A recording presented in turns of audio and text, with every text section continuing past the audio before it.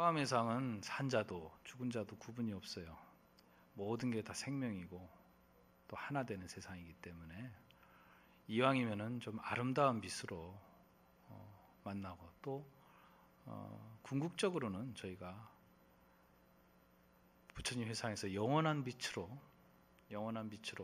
다시는 나고 죽는 이 고통을 받지 않고 영원한 빛으로 영원한 행복을 누릴 수 있는 그런 세상, 그런 회상에서 회양을 했으면 좋겠습니다. 법사 스님의 양력을 간략히 소개해 드리겠습니다. 영산 스님께서는 통도사와 백양사, 승가대학, 송광사 유락 승가대학원, 옥천 범음대학, 동국대대학원 석사를 졸업하셨고 통도사 유락 승가대학원 율감 교수사, 단일계단 교수사, 통도사 자비원장, 노전소임을 역임하셨으며 국가중요무형문화재 50호 영산제 전수자로서 현 통도사 연불대학원장 연수원정을 겸하고 계십니다. 법사 스님의 법문 경청하겠습니다. 반갑습니다. 영산입니다. 먼저 어려운 여건 속에서도 이렇게 여법하게 올해도 화엄살림 법회를 봉양할 수 있게 된 점을 그리고 이제 산중에 어른으로서 항상 대중들을 보살펴 주시는 방장스님 그리고 주지스님 또한 이 살림을 물심양면으로 아낌없는 지원과 노고를 아끼지 않는 종무소 소임자 스님들과 사부대중 여러분들께 감사의 말씀을 드립니다. 다만 화엄법사라는 이 영광스러운 자리에 평소 수행이 부족하고 또 행해가 원만하지 못한 점을 불전에 참여드리고 송구스러운 마음으로 이 자리에 섰습니다. 아무쪼록 자비로 섭수해 주시기를 바라겠습니다. 제가 맡은 품은요, 야마천궁품 그리고 야마천궁 개참품 두 품이 됩니다. 그래서 이제 화엄경은 7처구의 39품으로 이루어졌다 그러죠. 그래서 오늘 들으실 야마천궁품은 19, 20품에 해당이 돼요. 39품 가운데 딱 중간이 됩니다. 시작이 반이라고 벌써 이렇게 중간까지 오셨습니다. 그동안 여러 가지 어려운 상황이 많이 있었는데도 벌써 저희가 이렇게 중간에 와 있어요. 그래서 이 야마천궁이 어떤 곳인가를 잠시 살펴보고 원문으로 들어갈까 합니다. 저희가 이제 7처 구회 중에 이제 7처라는 것은 장소고 설법한 장소고 구회라는 것은 횟수인데 설법은 횟수인데 오늘이 이제 4회째에 해당이 돼요. 구회 가운데 첫 번째는 보리도량 보리수 아래에서 정각을 이루시고 설하시는 보리도량이 첫 번째 장소고 두 번째는 이제 보강명전이 나오죠. 그리고 세 번째가 이제 수미산정인 도리천궁.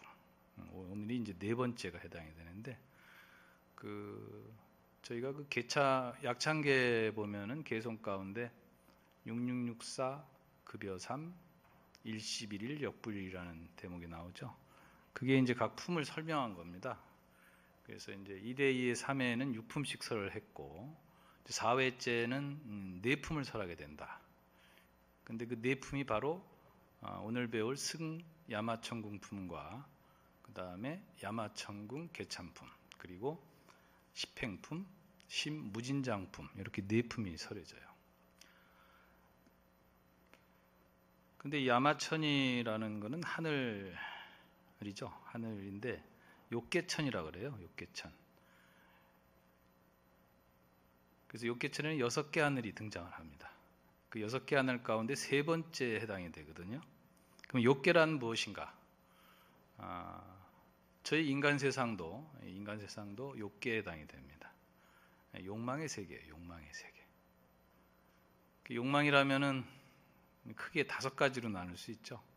재색, 식명수. 그런데 인간 세상도 욕망의 세계지만 우리 밑에 있는 사막도라고 하죠. 지옥아기 축생 역시 욕계에 해당이 됩니다. 그래서 욕계의 범위가 굉장히 넓습니다. 우리가 육도에 윤회를 한다 하잖아요. 그 육도라는 게 제일 위에 하늘이 있고 천이 있고 그 밑에 아수라천이 있고 그 다음에 인간이 있어요. 그 다음에 축생, 아기, 지옥. 그래서 인간 위로는 삼선도라 하고 인간 밑으로는 삼악도라 하죠. 근데 그 욕계가 아수라천을 넘어서 천인, 천에는 28천이 있다 그래요.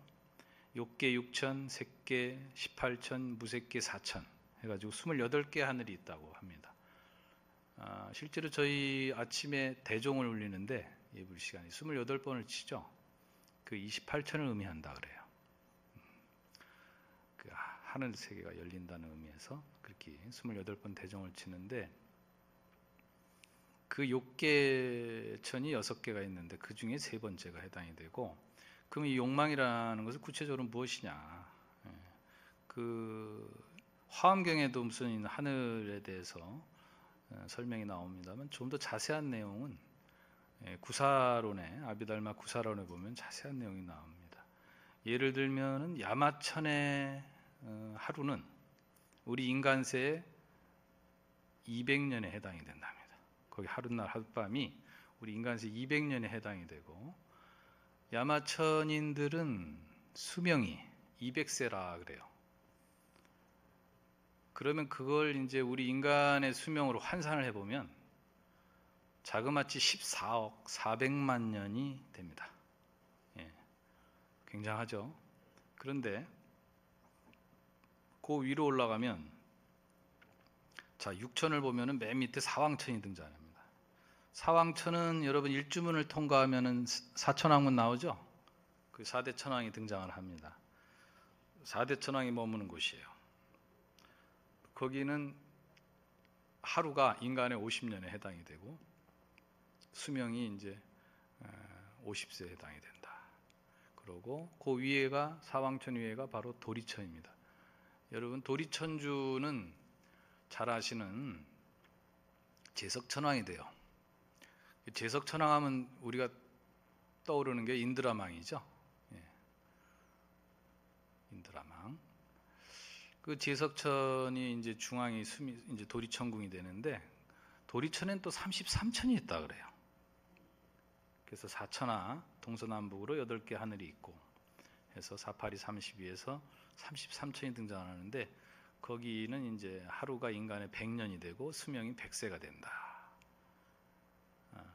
그 다음에 이제 야마천이 이제 도솔천이 등장을 하는데 도솔천은 또 도솔천의 하루는 인간의 400년에 해당이 되고 이런 식으로 배가가 됩니다. 계속 배수로 늘어나가지고 수명도 400세가 되고 또 도솔천 위에는 화락천이 등장을 하고 또 화락천 위에는 타화자재천이 등장을 해서 그 6개가 욕계천이 되는데 그 욕계천을 벗어나면 이제 색계천이 등장을 해요. 색계천이 이제 18개가 됩니다. 근데 색계에서는 욕망이 사라져요. 그래서 그 욕계라는 욕은 구체적으로 음욕을 의미합니다. 이런 대목이 나와요. 그 야마천의 중생들은, 야마천의 천인들은 그 남과 여가 구분이 됩니다. 저희도 남녀 이성이 있듯이 욕계천에도 이성이 있어서 남녀가 사랑을 나눌 때 그냥 포옹만 하면 된답니다. 포옹만. 포옹을 하면 아이가 탄생하는데 화생을 한다 그래요. 화생. 저희처럼 고생해서 낳는 게 아니고 화생을 한다. 자, 그러면 그 위에 도솔천 같은 경우는 어떻게 되느냐? 무릎에 앉기만 해도 남녀가 화생을 하고 또 그 위에 화락천은 서로 마주보고 웃기만 해도 화생을 하고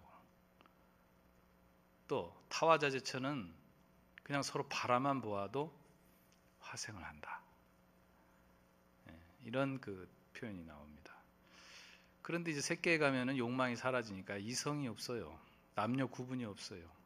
거기는 선정의 세계입니다. 그래서 초선정부터 이선천, 이선정, 삼선정, 사선정 해서 18개 하늘이 펼쳐지고 그 이제 색계천을 또 뛰어넘으면 올라가면 무색계천이 등장을 하는데 거기는 형상도 욕망도 모두 사라진 순수한 정신세계입니다. 순수 이성의 하늘이에요. 그래서 거기서는 4개의 하늘이 있는데 공무변처, 식무변처, 무소유처, 그 다음에 비상, 비비상처, 천 이렇게 해서 28개의 하늘이 이제 존재를 하는데 불교의 우주관이라고 하나요? 불교의 세계관, 하늘 사상은 비단 불교의 독자적인 것만은 아닙니다. 학자들의 주장은 고대 인도의 종교인 바라문교의 영향을 받았다고 해요. 그래서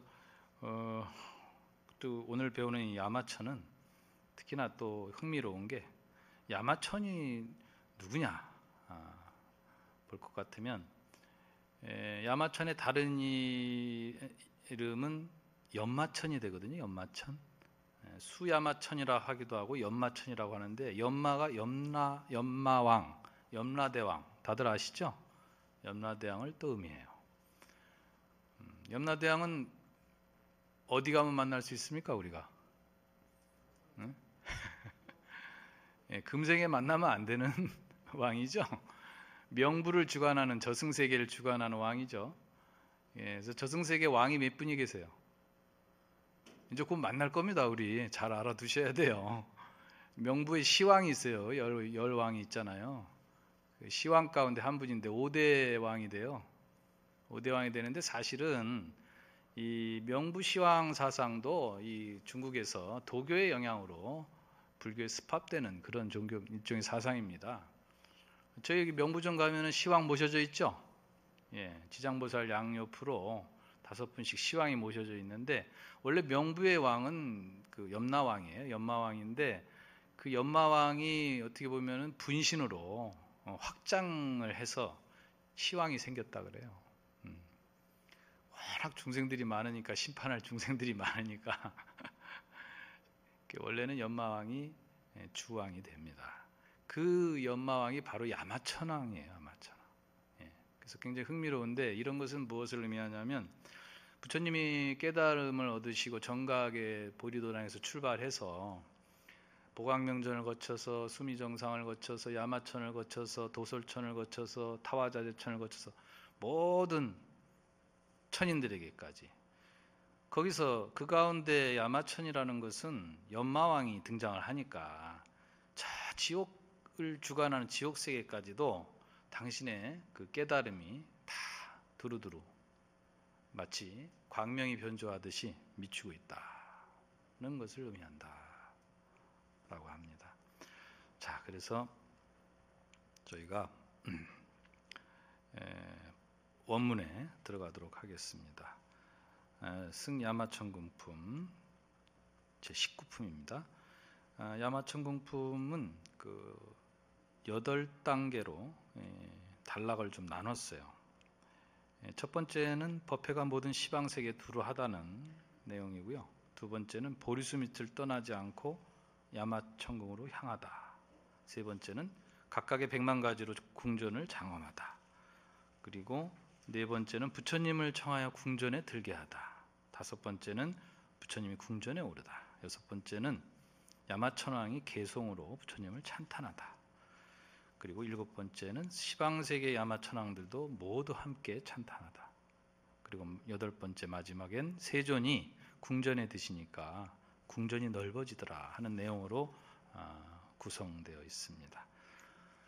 원래는 제가 이 그 유인물을 나눠드리려고 나름 요약을 했는데 원문만 뽑았는데 18장이 나와요. 이걸 어떻게 다 나눠드리겠어요? 원래는 이 품 한 품 갖고 해도 양이 만만치 않은데 두 품을 하려니까 거기다가 오전 오후로 할 것 같으면 또 괜찮은데 오전에 지금 이 50분 안에 이걸 다 맞춰야 되니까 두 품을 원문도 다 못 읽습니다. 사실 갈 길이 멀어요. 그래서 제가 원래는 이거 경전을 설할 때는 범음성으로 하게 돼 있어요. 예를 들어 그때의 열애의 의신력으로 이런 식으로 범음성 일종의 그런 연부라는 소리를 해야 되는데 그렇게 했다가는 또 시간이 안 될 것 같아서 그냥 읽고 말겠습니다. 낭송으로 하겠습니다. 그때 열의 의신력으로 시방일체 세계 낱낱 사천하의 남선부주와 수미산 정상에서 모두 살펴보니 열애께서 대중들이 모인 가운데 계시는데 그곳에 모든 보살들이 부처님의 위실력으로 법을 연설하면서 제각기 항상 부처님을 대하고 있다고 여기지 않는 이가 없었습니다 하고 시작을 해요. 시방세계 두루 미친다. 이 화엄경에 대방가불 화엄경의 주불은 비로자나불인 건 다 아시죠? 비로자나불 어디에 계십니까? 통도사에는 대광명전, 그죠? 바이로차나라 그래서 대광명이에요. 그래서 그냥 그걸 음역을 해서 비로자나불이 된 거예요. 바이로차나 대광명이다. 그 빛이 비추지 않는 곳이 없듯이 부처님 위실력도 온 세계 시방 세계에 두루 하시고 보살들도 그 많은 보살들도 당신을 항상 같이 함께 하고 있다고 생각을 하고 있는 거예요. 그런 내용이고요. 두 번째는 보리수 밑을 떠나지 않고 야마창궁으로 향하다는 대목인데요. 그때 세종께서 일체 보리수 나무 아래와 수미산 산정을 떠나지 않으시고 저 야마천궁의 보배로 장엄한 궁전을 향하셨다 이러셨거든요. 아까도 설명을 드렸습니다마는 첫회 설법이 보리도량 보리수나무 밑에서 시작을 해서 2회 설법 보광명전, 3회 설법 도리천궁. 자, 이 4회 설법이 되죠. 야마천이 여기까지 그 깨달음의 분상에서 조금도 한 발짝도 물러나지 않고 그대로 오르셨다는 그런 법을 설하고 계시다는 것을 의미합니다. 그리고 세 번째 단락은 각각 100만 가지로 궁전을 장엄하다라는 단락인데요. 내용이 좀 길어요. 그때 야마천왕이 멀리서 부처님이 오시는 것을 보고 즉시 신통한 심으로써 그 궁전 안에 보련화장 사자좌를 표현하여 만들었는데 100만 층으로 장엄을 하고 100만의 황금금을 그 다음에 100만의 꽃휘장, 100만의 꽃다발 휘장, 100만의 향휘장, 100만의 보배휘장으로 덮었다. 그리고 꽃일산, 화만일산, 향일산, 보배일산 역시 각각 100만이었고 또 100만 광명, 또 100만의 야마천왕이 등장을 하고 100만의 범천왕, 100만의 보살들, 또 100만 가지 하늘 풍류, 또 100만 가지의 법의 음악, 또 100만 가지 꽃구름, 100만 가지 화만구름, 100만 가지의 장엄거리구름, 100만 가지 옥구름, 100만 가지 마니구름에서 광명이 찬란했다고 해요. 또 100만 가지 성근, 또 100만 부처님의 보호하심이며 100만 가지 복덕, 또 100만 가지 마음과 100만 가지 서원, 또 100만 가지 행과 100만 가지 법, 100만 가지 신통, 또 100만 가지 음성을 내어 모든 법을 나타내 보이셨습니다 하고 그 장엄을 하는 대목이 이제 등장을 합니다.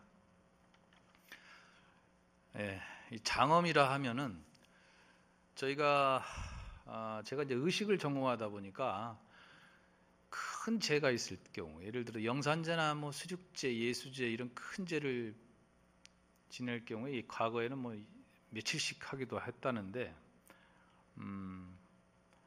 반드시 등장하는 게 이제 불단을 꾸미면서 장엄을 해요. 가장 대표적인 것이 이제 괴불이 모셔지죠.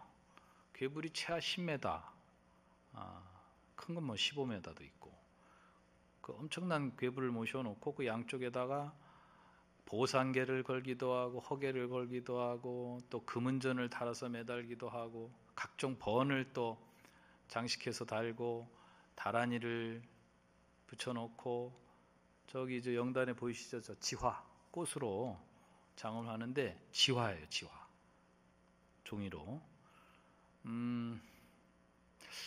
꽃이 남방은 많죠. 인도나 이런 데 가면 꽃이 천지예요. 근데 왜 우린 지화를 썼을까?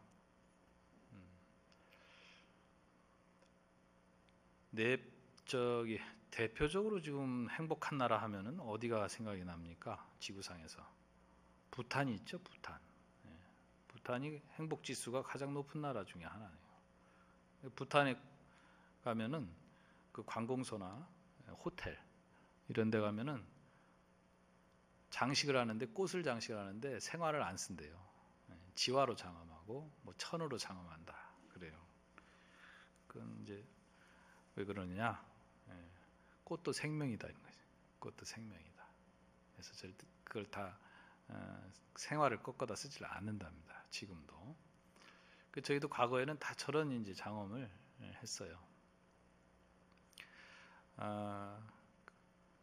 그래 놓고 이제 장엄을 해 놓고 제를 지내는 거예요. 그런데 이제 장엄 중에서 제일 장엄은 제가 생각하기로는 인장엄입니다. 인장엄, 사람 장엄. 사람 장엄처럼 좋은 게 없어요. 아무리 도량을 수백 가지, 수천 가지, 100만 가지 장엄을 해도 사람이 없다면 제 의미가 있겠습니까? 무대에 아무리 화려하게 무대를 장식하고 갖고 놨어도 정작 관객이 없고, 그렇다면 그 무대가 빛이 안 나겠죠. 그래서 인장엄이에요. 작년에 제가 이 자리에서 일명 노쇼 법문을 하면서 스님들 몇 분 앉혀놓고 신도님도 아무도 못 들어오셨죠 그때. 아유 사실 막상 카메라만 보고 하려니까 참 그거 쉽지 않더라고요. 그러다가 올해 이렇게 그나마 앞에 계신 여러분들 뵈니까 이게 진짜 장엄이구나 하는 생각이 들어요. 사람 장엄처럼 좋은 게 없습니다. 그리고 여기 지금 이 자리에는 많은 영가분들이 위패로 모셔져 있죠. 이분들도 다 장엄이에요. 그러니까 서로 장엄이 되는 거예요. 서로. 그래서 이렇게 장엄을 해놓고 드디어 우리가 비로소 화엄법문을 듣는 겁니다. 이게 법석이고 이게 바로 살림이에요. 살림. 자, 네 번째는 부처님을 청하여 궁전에 들게 하다. 그때 저 야마천왕이 사자자를 차려놓고는 부처님 세존을 향하여 허리를 굽히고 합장하며 공경하고 존중하여 부처님께 여쭙습니다. 잘 오셨습니다 세존이시여. 잘 오셨습니다 선서시여. 잘 오셨습니다 열애 응정등각이시여. 오직 바라옵건대 저희를 애민하게 여기사 이 궁전에 계시옵소서 하는 내용이에요. 청하는 내용이죠. 이런 걸 뭐라 하냐면은 청사 그래요. 청사. 자, 그러니까 이제 부처님 드디어 궁전에 오르십니다. 그때 부처님이 청을 받으시고 보배 궁전에 오르시니 일체 시방에서도 모두 또한 이와 같았습니다. 여러분 시방은 다 아시다시피 동서남북, 그 다음에 사유라고 하죠. 그 다음에 상하, 아래 위. 피할 곳이 없습니다. 시방은 모든 공간적 의미예요. 그리고 천왕이 이제 개성으로 부처님을 찬탄하는 대목이 나옵니다. 그때 천왕이 곧 스스로 지난 세상에 부처님이 계신 데서 성근 심은 것을 생각하고 부처님의 위신력을 받들어 개성으로 말하였다. 명칭열애의 소문 시방에 퍼지니 모든 길상 중에 가장 높으며 그 부처님이 일찍이 이 만이궁전에 드셨으니 그러므로 이곳이 가장 길상합니다 하는 개성을 10가지나 찬탄을 합니다. 개성으로. 그래서 등장하는 열애가 명칭열애, 그 다음에 보왕열애, 그리고 희목열애, 그리고 연등열애, 요익열애, 또 성강열애, 승천열애, 무거열애, 무숙열애, 고행열애 이렇게 10분의 열애가 등장하는데 이분들이 과거에 다 야마천공을 다녀가셨다 이거예요. 그래서 야마천궁의 다른 이름이 또 10가지가 나와요. 똑같은 야마천궁이 아닙니다. 그러니까 명칭열에는 만유궁전에 드셨다고 했고, 보학열에는 청정궁전, 희목열에는 보장엄전, 연등열에는 수승궁전, 요익열에는 무궁전, 성강열에는 보양전, 승천열에는 묘향전, 무고열에는 보안전, 무승열에는 선엄전, 고행열에는 보엄전, 이렇게 10가지로 표현을 해서 이전에도 많은 열애께서 이 야마천궁을 다녀가셨다는 것을 개성으로 찬탄을 합니다. 그래 놓고 이제 시방세계 야마천왕들도 모두 찬탄하는 내용이 나와요.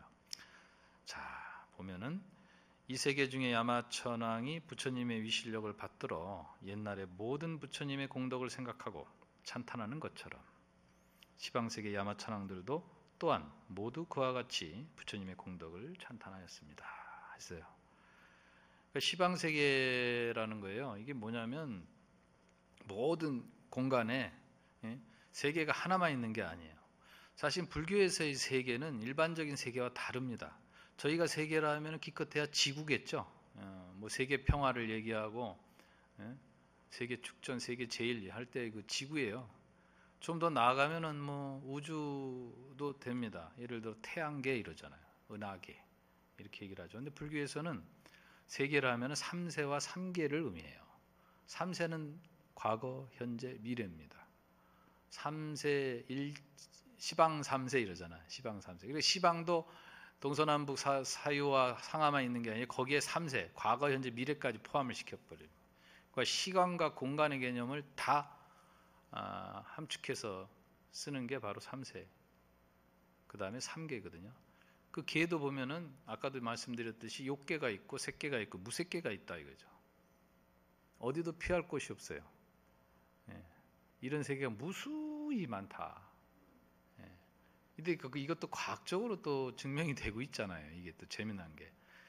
제가 사실은 강원에 있을 때 이 화엄경을 처음 볼 때 솔직히 저는 좀 믿기지가 않았어요. 내용들이 하도 난 그래서 속으로 이 중국 사람들이 뻥이 좀 심한 거 아닌가. 이 대륙기질이라 그런지 되게 뻥이 심한 것 같다는 생각을 많이 하고 봤어요. 솔직히 불경스럽게도 뻑하면 100만 뭐 1000만억 100만억 뭐 그 우습고 뭐 시방 3세 뭐 다 이런 게 나오니까 이런 세계가 있기나 있나. 중생의 눈으로는 그렇게밖에 안 보여요. 솔직히 그때 뭐 초심자라 뭘 알겠어요. 근데 요즘에 과학이 밝혀요. 예를 들어 지금 같은 우리가 사는 지구가 속해 있는 태양계가 속해 있는 은하계가 수도 없이 많다는 거예요.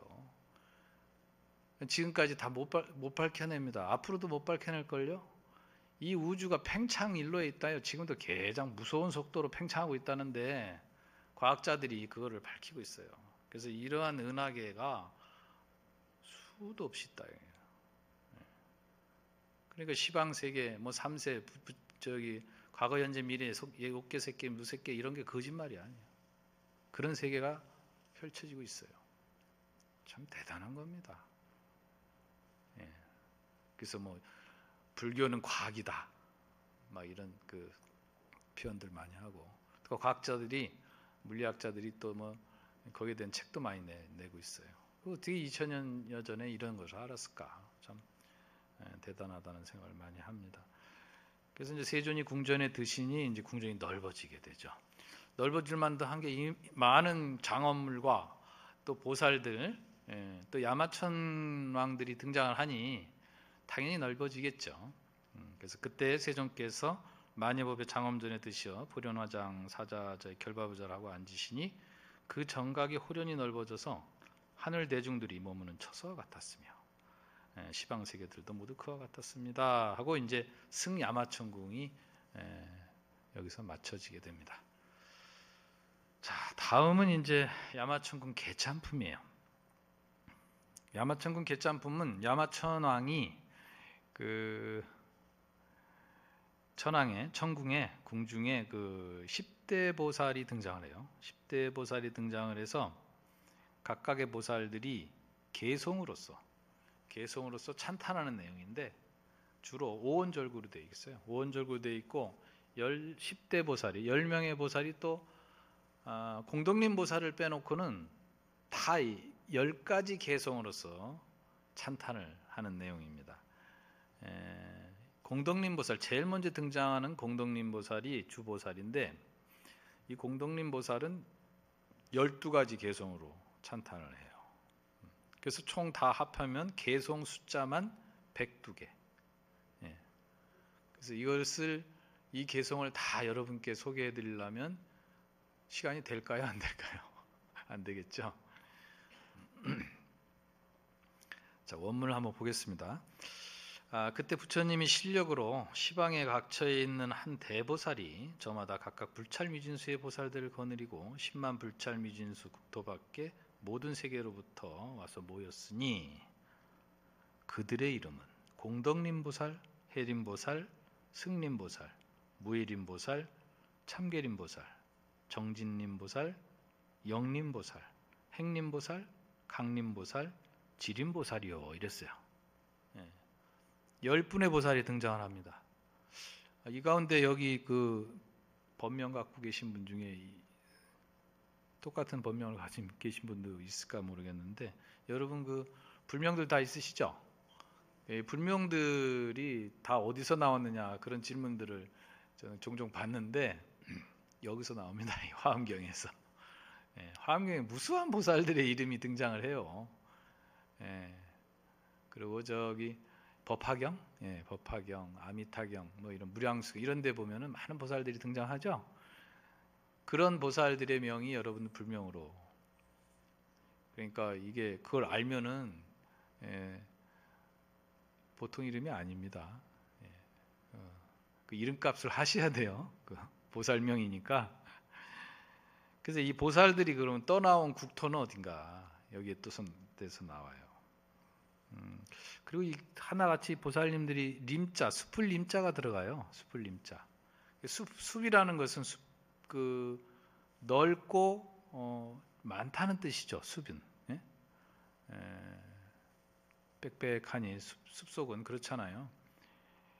그런 공덕의 넓고 많다는 뜻이라고 그래요. 그리고 이 불교는 서양학자들이 숲의 종교라고 그래요. 숲의 종교. 왜냐하면 불교가 그 많은 사문들이 불교 수행자들이 숲으로 들어가면서 시작되거든요. 고대 숲속에서 명상을 통해서 세간을 버리고 출가를 해서 이속해서 숲으로 들어가면서 거기서 명상을 통해서 사유를 통해서 시작이 된 데서 숲의 종교라고 해요. 서양 종교 같은 경우는 반대로 사막의 종교예요. 사막의 종교. 거기는 사막은 어때요? 오아시스를 찾아야 되고 또 하늘의 별을 보고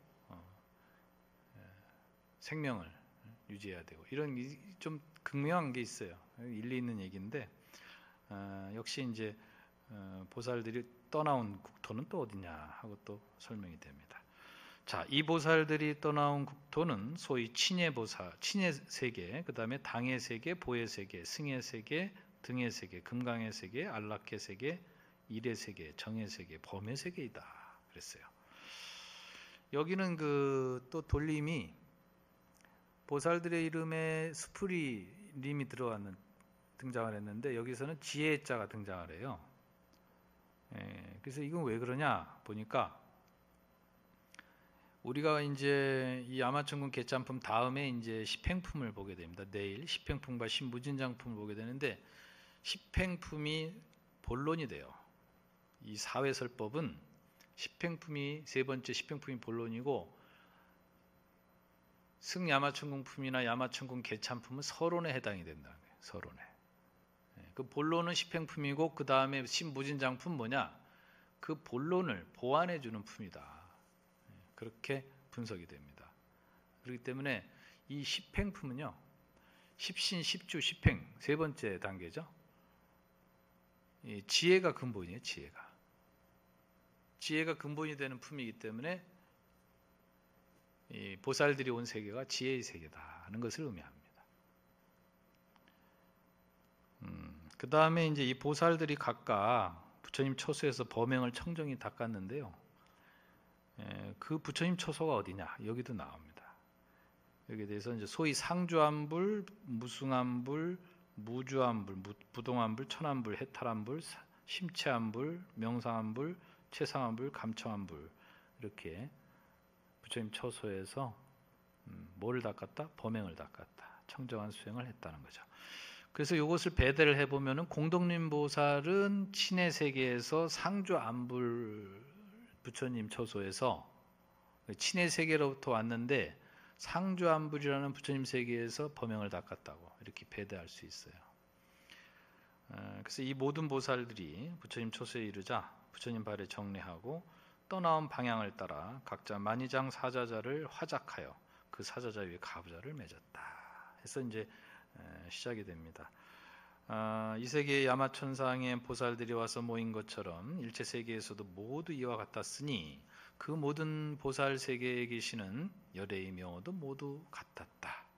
그때 세종께서 양 발등으로부터 백천억의 묘색 광명을 놓으시어 시방의 일체 세계 야마궁 안에 부처님들과 대중들을 두루 비치시니 모두가 나타나지 않은 것이 없었다. 자, 여기 이제 광명을 놓는 부분이 나옵니다.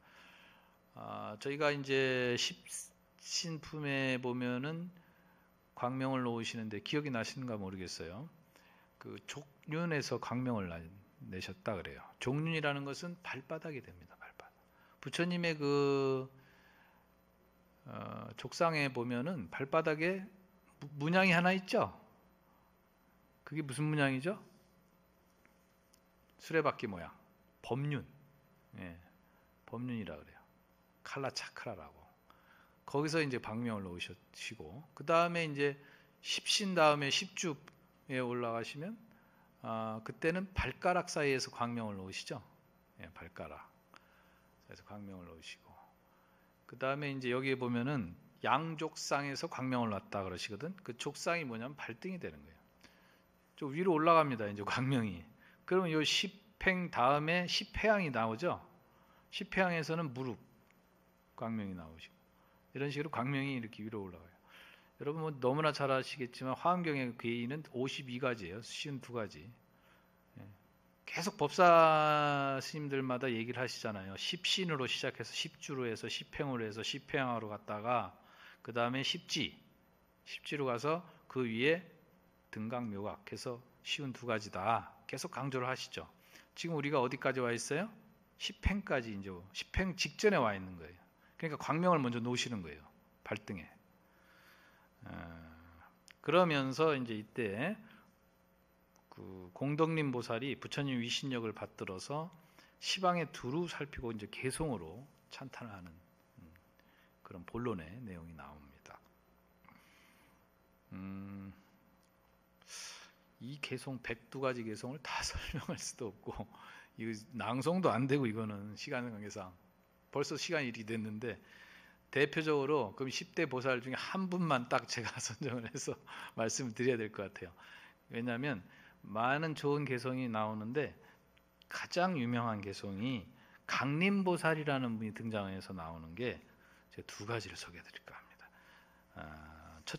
첫 번째는 여러분도 잘 많이 들어보셨을 거예요. 심여공화사 능제재세가 아니라 오은실 종생 무법이 부조라. 이게 아주 유명한 개성이에요. 심여공화사다. 마음은 화가와 같다 라는 표현 들어보신 적 있죠? 마음은 화가와 같다. 능이 온 세간을 그리니 능제재세간 오은실 종생 오은이 다 여기서 생겨나고 무법이 부조라. 짓지 못할 법이 아무것도 없도다. 굉장히 유명한 개성입니다. 그래요. 우리가 이제 반야신경에도 조겨놓은 개공 오늘 다 비추어 보니까 공하더라. 그래서 일체고요. 도일체고요. 일체고에서 벗어났다. 다 공하다 하니까 이 공돌이가 말이죠. 잘못하면은 없다. 일체 없다. 그리고 허무하다. 뭐 이런 식으로 빠지기 쉽죠. 하니까 나온 게 그런 공사상에서 나온 게 유심사상이에요. 유심. 그걸 유식이라고 해요. 유식. 그 마음을 등장시킵니다. 그래서 마음을 등장시켜서 이 강림보살은 계속 개성으로서 찬탄을 해요. 그래서 마음은 마치 화가 같아가지고 못 그릴 게 없어요. 못 그릴 게 없지만 그것이 마치 오온과 같아요. 우리 마음이 오온이 다 거기에 서 있는데 사실은 그게 있는 것도 아니고 없는 것도 아니다. 그래서 마음을 굉장히 강조를 합니다. 그 다음에 이제 마지막 개송이 여러분 제일 유명한 사음경 하면 제1개가 있어요. 첫 번째 개송. 그게 뭘까요? 약인용료지, 삼세일체불, 은간법계성, 일체유심조. 이게 여기서 나와요. 이 개송은 다 아시죠? 약인용료지, 삼세일체불, 은간법계성, 일체유심조. 만약 삼세의 모든 부처를 알고자 한다면 마땅히 법계 성품을 보라. 일체는 오직 뭐다? 마음이 짓는 것이다. 일체유심조다. 그래서 이제 화엄경의 제1계가 바로 이것이고, 화엄경에 또 대지가 있어요. 대지. 화엄경의 대지가 통만법으로 명일심한다 이래요. 통만법으로 명일심이라. 만법을 통해서, 모든 법을 통해서 결국은 한마음 밝히는 것이다. 명일심이라. 이게 대지. 대지라는 것은 큰 뜻이라는 거예요. 그 다음에 제1계는 바로 여기에 있어요. 그래서 어떻게 보면은 이 야마천군 개참품이 화엄경의 가장 중요한 대목이 됩니다. 이 개송만 놓고 봐도. 그 다음에 이제 지림보살이 등장을 해서 마치게 되는데요. 제가 이제 시간상, 시간 관계상 시간이 다 돼서 마쳐야 되는데, 화엄경이 뭐냐는 질문을 받았어요. 최근 들어 이제 화엄경 법회를 하면서, 작년에도 그랬고, 그럼 저는 이제 기껏 설명하는 게 대방광불 화엄경이 뭡니까 하면은 뭐 영원한 빛으로 아름답게 장엄한 부처님 세계다. 왜냐하면 한자를 그대로 얘기해보면 못 알아듣잖아요. 대방광불이 대자 뭐 크다 넓다 빛이다 뭐 부처님이 세계가 뭐 꽃이다 뭐 막 이런 얘기를 막 하는데 잘 감을 못 잡아요. 그래서 영원한 빛으로 아름답게 장엄한, 꽃처럼 아름답게 장엄한 부처님 세계라는 뜻입니다. 기껏해서 그렇게 설명을 하는데 저도 잘 모르겠고 화엄경이 뭔지 솔직히 듣는 사람도 오죽하겠습니까? 예? 그래서 마치 이것은 군맹 무상이라, 이 장님들이 말이지, 장님들이에요. 이 코끼리 만지는 격이다 이게. 장님들이 코끼리를 막 만져요.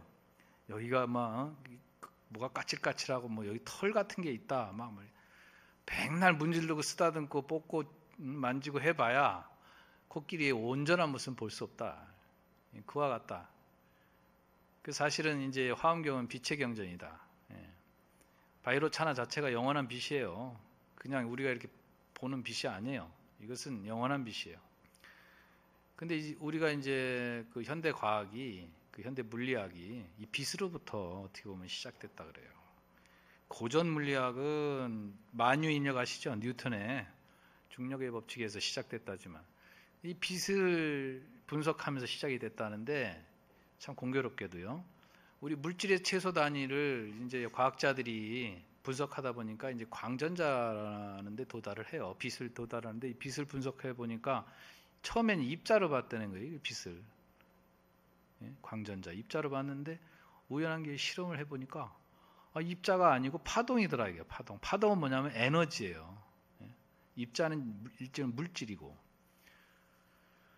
그래 이제 깜짝 놀라가지고 다시 또 실험을 해보니까 다시 입자가 되기도 하고 파동이 되기도 하고 물질이 됐다가 에너지가 됐다 막 이래요.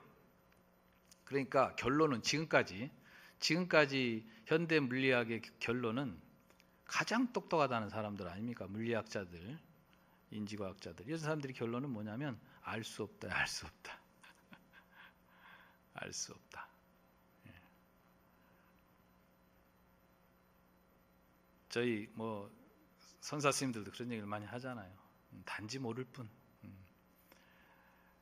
다만 저희가 이런 그 환희로운 화엄 회상에서 저희도 다 빛이에요.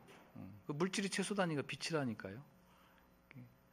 그리고 그런 그 과학자들 덕분에 이런 우리 뭐 스마트폰이라든지 전자기 이런 거 다 쓰고 있잖아요. 지금 다 다 누리고 있어요. 하나 되는 세상이 어차피. 그래서 기왕에 우리도 이렇게 빛으로 모였으니까 빛으로 만났고, 또 오늘 특히나 화엄살림 기간 중에는 많은 그동안 잊고 지냈던 소중한 빛들이, 한때 소중한 빛들이 이렇게 영단의 위패로 모셔져 있습니다. 사랑하는 빛들이죠. 이왕에 만났으니까 화엄의 상은 산 자도 죽은 자도 구분이 없어요. 모든 게 다 생명이고 또 하나 되는 세상이기 때문에 이왕이면은 좀 아름다운 빛으로 만나고, 또 궁극적으로는 저희가 부처님 회상에서 영원한 빛으로 다시는 나고 죽는 이 고통을 받지 않고 영원한 빛으로 영원한 행복을 누릴 수 있는 그런 세상, 그런 회상에서 회양을 했으면 좋겠습니다. 마치는 마당에 제가 이왕에 알 수가 없으니까 우리 한용운 스님의 만에 한용운 스님의 알 수 없어요, 제가 시 한 구절 소개해 드리면서 마칠까 합니다. 알 수 없어요. 한용운. 바람도 없는 공중에 수직의 파문을 내이며 고요히 떨어지는 오동잎은 누구의 발자취입니까? 지리한 장막 끝에 서풍에 몰려가는 무서운 검은 구름의 터진 틈으로 언뜻 보이는 푸른 하늘은 누구의 얼굴입니까? 꽃도 없는 깊은 나무에 푸른 잎길을 거쳐서 옛 탑 위에 고요한 하늘을 스치는 알 수 없는 향기는 누구의 입김입니까? 근원을 알지도 못할 곳에서 나서 돌뿌리를 울리고 가늘게 흐르는 작은 시내는 구비구비 누구의 노래입니까? 연꽃 같은 발꿈치로 가히 없는 바다를 밟고 옷 같은 손으로 끝없는 하늘을 만지면서 떨어지는 날을 곱게 단장하는 저녁 노을은 누구의 시입니까? 타고 남은 제가 다시 기름이 됩니다. 그칠 줄을 모르고 타는 나의 가슴은 누구의 밤을 지키는 약한 등불입니까? 마치겠습니다. 경청해 주셔서 감사합니다.